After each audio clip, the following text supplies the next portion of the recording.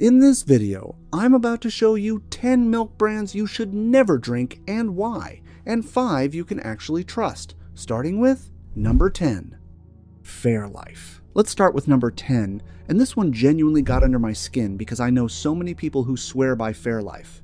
The marketing is slick, the bottle looks premium, and they talk about their cold filtration process like it's some kind of revolutionary scientific breakthrough. More protein, less sugar. Ultra-filtered sounds great on paper, but here is what they very conveniently leave off the label. Fairlife is owned by Coca-Cola. The same company that spent decades engineering beverages specifically to make you drink more than you should now owns your so-called premium milk brand. That alone should give you pause, but it gets worse. Back in 2019, an undercover investigation by Animal Recovery Mission exposed conditions at Fair Oaks Farms in Indiana, one of Fairlife's primary milk suppliers. The footage showed workers physically abusing calves, kicking them, throwing them, leaving sick animals without proper care or treatment. It was disturbing to watch and impossible to defend. Fairlife responded with public statements, terminated their relationship with that specific farm, and said everything a corporation says when it gets caught. But here's my problem with that response. The issue was never one bad employee at one bad farm. These were systemic practices inside a massive industrial operation built specifically to feed the volume demands of a Coca-Cola-owned brand running on profit margins. The infrastructure that caused the problem did not change. The scale did not shrink. The corporate pressure did not ease up. And you are paying $6 to $8 a half gallon for this premium price, corporate ownership, documented animal welfare scandal, and a supply chain optimized for a soda giant's bottom line. That is not a health upgrade. That is a marketing budget working overtime. Number 9, Great Value Milk, Walmart. And nobody is shocked to see a Walmart brand on a list like this, but I want to explain why it matters beyond just its cheap store brand milk. Great Value Milk is sourced from what Walmart officially describes as a network of suppliers, which is a very polished, corporate way of saying they genuinely cannot tell you which farm produced the milk in the jug you are holding right now. It could be an entirely different operation from the one that filled the carton you bought last week. That rotating, untraceable sourcing model is a real and documented concern. Consumer food safety advocates and independent researchers who study conventional milk supply chains have found that pooled supplier models, exactly the model Walmart runs for Great Value, carry higher risk for inconsistency in antibiotic residue testing and cold chain reliability. The USDA does conduct testing, but it is not comprehensive, and it relies heavily on processor self-reporting. When you have a supplier network the size of what it takes to stock dairy cases across 4,000 plus Walmart locations nationwide, the margins for real oversight become extremely thin. The system is simply too big to police itself properly. Great Value milk sells for under $4 a gallon. That price point is not magic. Someone is absorbing the cost difference somewhere upstream, whether it is the farmers being squeezed on pay, the oversight being reduced, or the sourcing standards being loosened. Nothing about industrial food economics is accidental. If the deal looks too good, the real question is always, who is actually paying for it? Number 8, Horizon Organic. Number 8 is the one that really frustrates me, because the word organic is carrying an enormous amount of trust that this brand has not fully earned. Horizon Organic is one of the best-selling organic milk brands in the entire United States, and it is owned by Danone, a French multinational food corporation generating over $27 billion in annual revenue. And for years, Horizon has been at the center of serious questions about whether their organic certification reflects what consumers actually believe they are buying.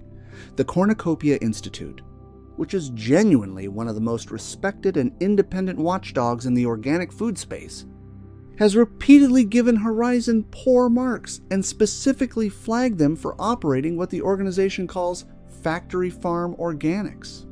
The cows technically meet the requirements to carry the organic label, no synthetic growth hormones, no certain pesticides in the feed, but the actual living conditions in many Horizon supplier operations involve large-scale confinement with minimal, meaningful pasture access. The USDA organic standard does require pasture access, but the enforcement of what that looks like in practical, day-to-day reality has been notoriously weak and inconsistently applied for years across the industry. So here is what is actually happening. You are paying $7 to $9 a half gallon for Horizon organic milk. You are picturing happy cows grazing on open green fields because that is what the label and the advertising strongly imply.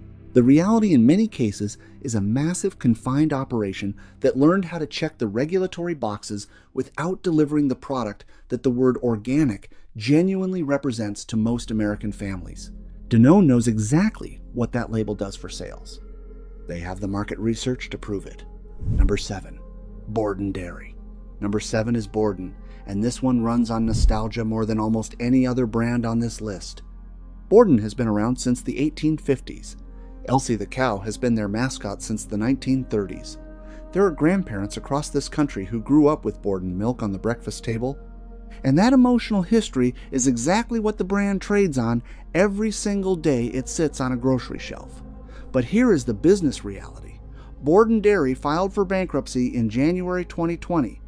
That is not a minor financial footnote. A bankruptcy filing at that scale tells you something concrete about how years of management decisions had been made leading up to that moment. In the years before the filing, Borden was already under severe financial pressure, and that pressure flows downhill through every layer of the operation. It flows to the farms, it flows to the processing facilities, it flows to the quality control budget. When a dairy company is fighting for survival financially, sourcing integrity and quality assurance are not the top priority. Cash flow is the top priority. Borden has also had product recalls that most of their loyal customers never hear about, including contamination-related recalls that reflect the kind of quality control gaps that appear when operations are running lean under financial duress. The Borden that your grandfather trusted was a genuinely different company run by genuinely different people with genuinely different priorities. What is sitting on the shelf now is a heritage label being used to sell a product that the original company's founders would not recognize. Nostalgia is not a quality standard. Number 6, Dean's Milk, Dairy Farmers of America. Number 6, Dean Foods was the single largest dairy company in the United States for many years. And in November 2019, they filed for the largest dairy bankruptcy in American history. Dairy Farmers of America, DFA, stepped in and acquired the majority of Dean Foods' operations in 2020, including the Dean's brand. So the milk now sitting in Dean's cartons on shelves across the Midwest and beyond is flowing through DFA's processing infrastructure, and DFA controls an enormous, some would argue dangerously concentrated, share of U.S. milk processing capacity. Here is why that level of consolidation is a problem for everyone. When one cooperative controls this much of the processing pipeline, independent dairy farmers have very limited options for where to sell their milk. DFA gains enormous pricing leverage over the farmers who supply them. That leverage gets used. The predictable result is sustained downward pressure on what farmers get paid, which drives smaller family operations out of business and pushes the entire industry toward larger, more industrial scale farms with less individual accountability per animal and per gallon. The FDA inspects processing facilities, but the sheer volume moving through DFA's network means the oversight is spread thin across a massive operation spanning multiple states and dozens of facilities. Dean's Milk is a familiar name. That familiarity is the product's biggest asset, and it has nothing to do with quality. It is a legacy brand name now attached to the infrastructure of a cooperative that fundamentally reshaped American dairy through a bankruptcy acquisition. Number 5, Nesquik. Nestlé, number 5. And Nestlé showing up on this list should surprise absolutely nobody who has been paying attention to this company for the last 30 years. Nesquik is one of the most widely recognized flavored milk brands in America, marketed almost exclusively to children with colorful packaging, a cartoon bunny mascot, and messaging that emphasizes calcium and nutrition. Let's talk about what is actually inside that bottle. Nesquik ready-to-drink chocolate milk contains approximately 22 grams of sugar per serving. The American Heart Association recommends that children consume no more than 25 grams of added sugar per day total from all sources combined. Nesquik arrives at the table already accounting for the vast majority of that daily limit in a single drink that is positioned as a wholesome, healthy beverage choice. The sweetness level in Nesquik is not accidental. Nestlé employs entire research divisions dedicated to studying palatability, consumption patterns, and taste optimization. Every gram of sugar in that bottle is a deliberate engineering decision. Nestlé's annual global revenue exceeds $90 billion. The company has faced sustained and documented criticism over decades its historical infant formula marketing practices in developing countries, its approach to water rights and water extraction, and its repeated resistance to reformulating high-sugar children's products despite public health pressure. This is a corporation with a long, well-documented record of prioritizing shareholder returns over consumer health outcomes. Nesquik is a product that reflects exactly who makes it and exactly what they have consistently chosen to prioritize. Number 4, TrueMoo. Number 4 is TrueMoo, and this is the brand that bothers me specifically because of how it is positioned in the store. TrueMoo sits right in the regular dairy case, right next to plain milk, in a format that looks like it belongs there. It does not look like a treat, it looks like a nutritional choice. And the front label does something very calculated. It says, "No high fructose corn syrup," in clear, prominent text. That statement is technically true. And it is also almost completely meaningless in terms of whether this product is actually good for your kids. TrueMoo chocolate milk contains around 20 grams of sugar per serving. They replaced high fructose corn syrup with pure cane sugar and then marketed that substitution as if it represents a meaningful health improvement. Cane sugar and high fructose corn syrup behave very similarly in the body. The swap was a label strategy, not a nutritional upgrade.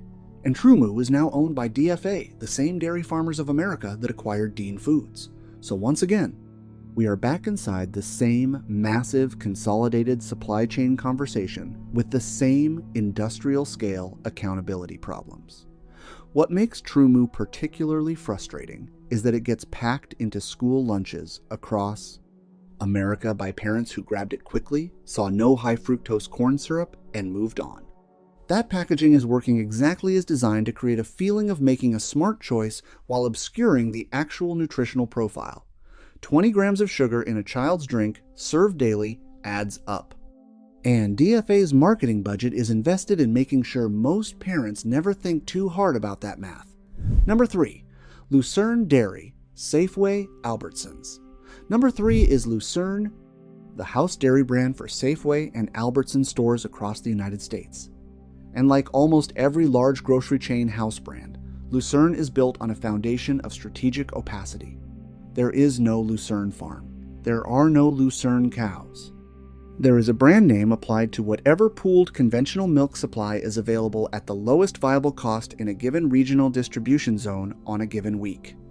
Albertsons Companies operates over 2,000 stores across 34 states. The milk filling Lucerne jugs at any given time is sourced from a rotating network of third-party dairies that shifts based on logistics, contract pricing, and regional availability.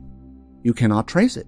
The company does not publish that information because there is no competitive advantage to transparency and no regulatory requirement forcing it.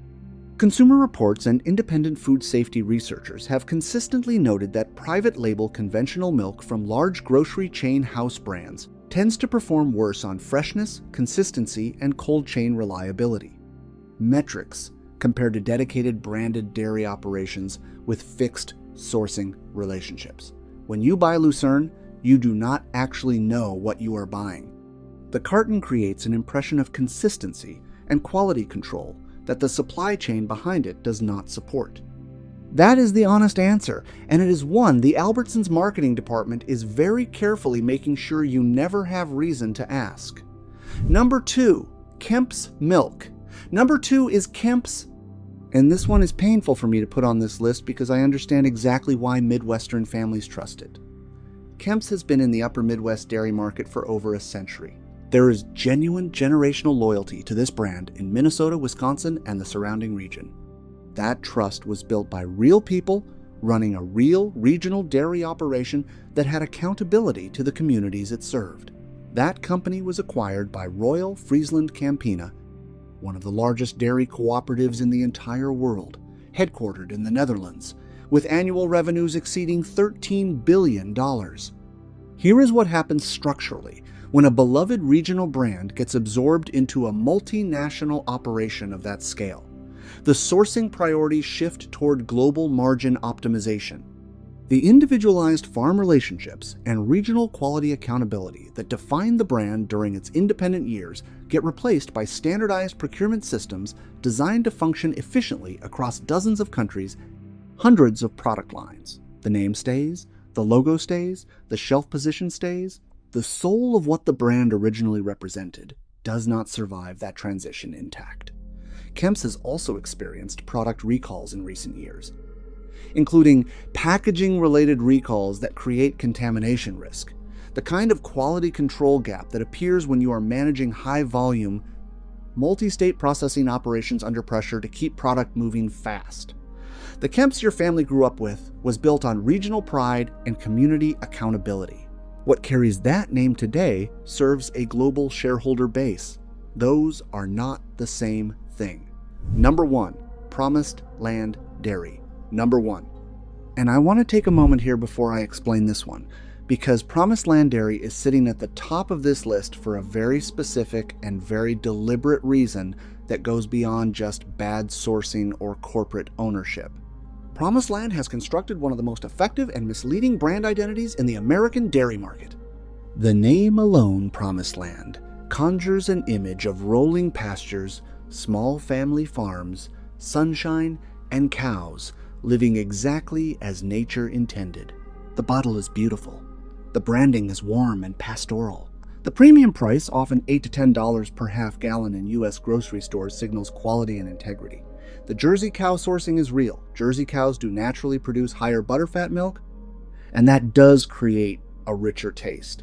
That part of the marketing is not fabricated.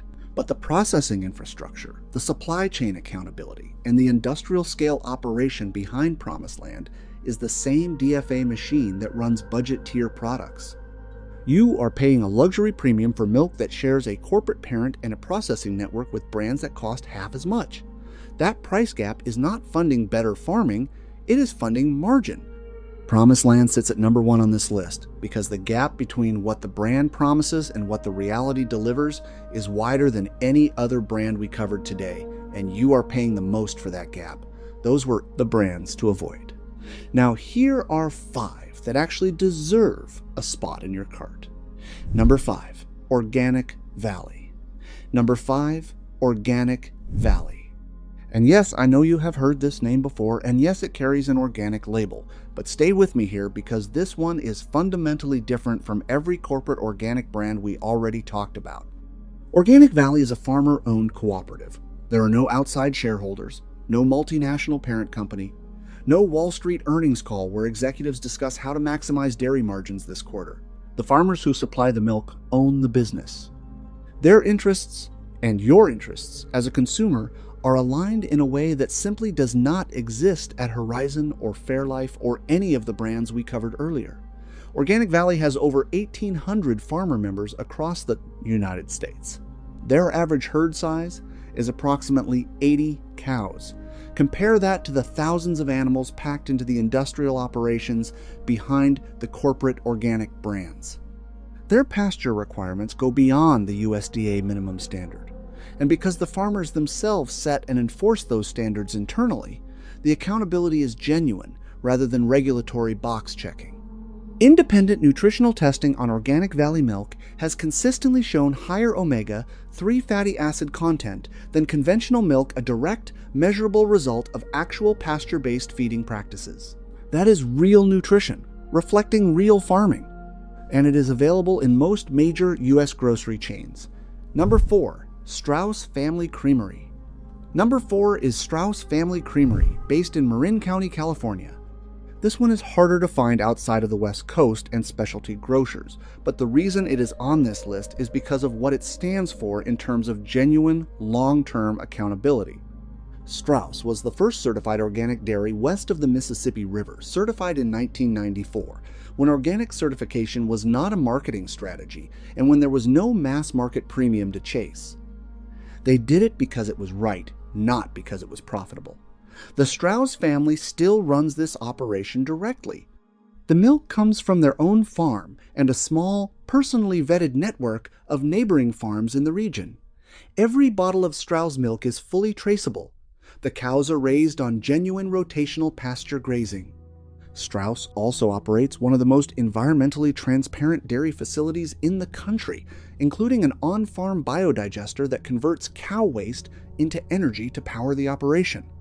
When a company makes that kind of long-term infrastructure investment, it tells you something real about how they think. These are people building something they intend to stand behind for generations. The glass bottle format they use also eliminates plastic and cardboard contamination risks that affect conventional carton packaged milk. If you are on the West Coast, this one is worth every extra cent. Number 3, Maple Hill Creamery. Number 3 is Maple Hill Creamery, and this is the brand I genuinely wish more people in this country knew about. Maple Hill is 100% grass-fed, certified organic, and they take the grass-fed commitment seriously in a way that most brands who use that phrase on a label absolutely do not.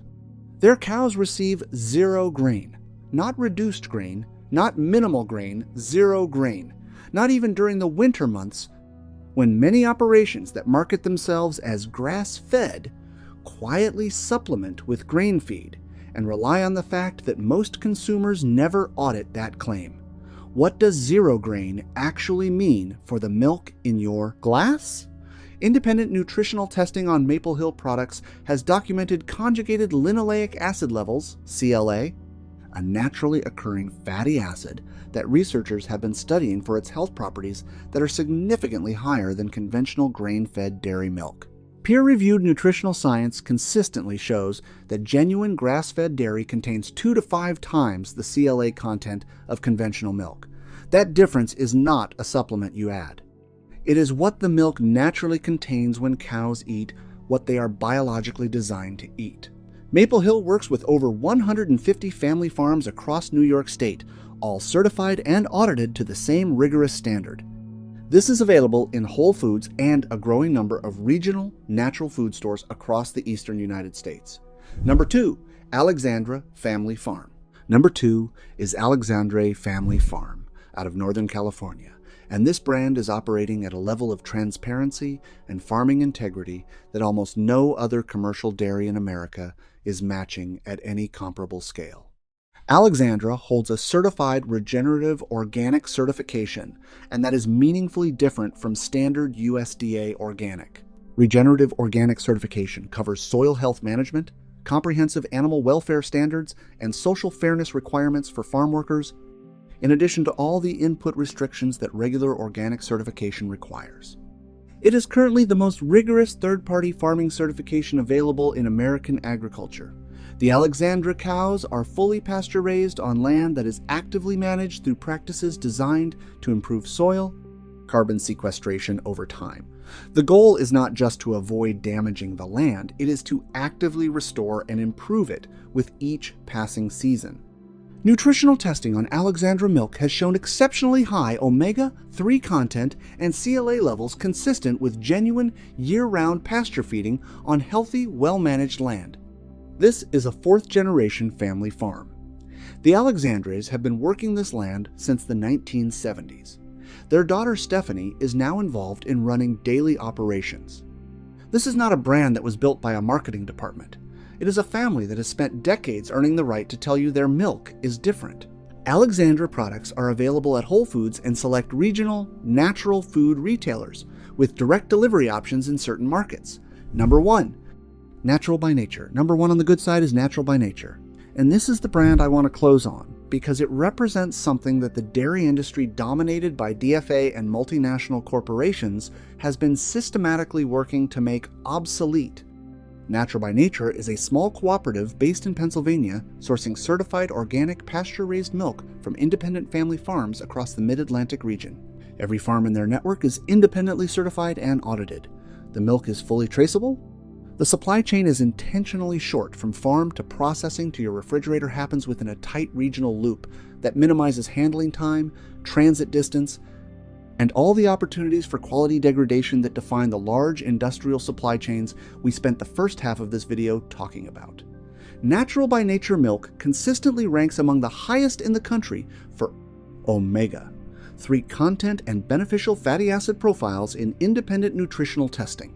Their cows spend a minimum of 150 days on certified pasture per year, significantly above the national organic standard floor. The cooperative pays its farmer members above market rates because maintaining genuine quality sourcing requires fair economics at the farm level. When farmers are paid fairly, they can afford to do things right. That is not idealism, that is how supply chain quality actually works in practice. Natural by Nature is available at Whole Foods, Earth Fare, and a growing number of regional independent grocers. It is the most honest product in the American dairy aisle right now, and it earned the top spot on this list by doing everything the brands in the first half refused to do.